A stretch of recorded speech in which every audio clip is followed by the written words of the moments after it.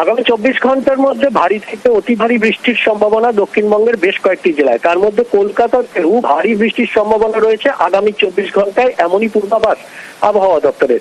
শুধুমাত্র কলকাতায় ভারী বৃষ্টি নয়, দক্ষিণ 24 পরগনা জেলাতে অতি ভারী বৃষ্টিরও সম্ভাবনা রয়েছে বেশ কিছু এলাকায়। এছাড়াও ভারী বৃষ্টির সম্ভাবনা রয়েছে হাওড়া, হুগলি, পূর্ব ও পশ্চিম মেদিনীপুর, এই জেলাগুলিতে ভারী বৃষ্টির সম্ভাবনা রয়েছে। মূলত নিম্নচাপ তৈরির কারণেই এই ভারী থেকে অতি ভারী বৃষ্টির সম্ভাবনার কথা জানাচ্ছে আবহাওয়া দপ্তর।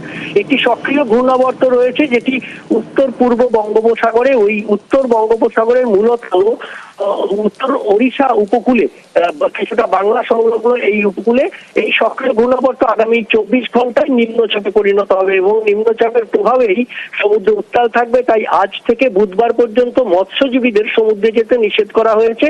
অন্যদিকে ভারী বৃষ্টি হবে, দমকা ঝোড়ো বাতাস বইতে পারে উপকূলের জেলাগুলিতে এবং এই ভারী বৃষ্টি শুধুমাত্র আগামী 24 ঘন্টা নয়, আগামী 48 ঘন্টাতেও দক্ষিণ 24 পরগনা, উত্তর 24 পরগনা এবং পূর্ব ও পশ্চিম মেদিনীপুর, ঝাড়গ্রামেও আগামী 48 ঘন্টা অর্থাৎ পরবর্তী 24 ঘন্টাতেও ভারী বৃষ্টির সম্ভাবনা থাকবে বেশ কিছু এলাকায়, বেশ কিছু জেলাতে। এবং তাছাড়া সব জেলাতেই দক্ষিণবঙ্গেই বিক্ষিপ্তভাবে বজ্রবিদ্যুৎ সহ বৃষ্টি চলবে বৃহস্পতিবার পর্যন্ত।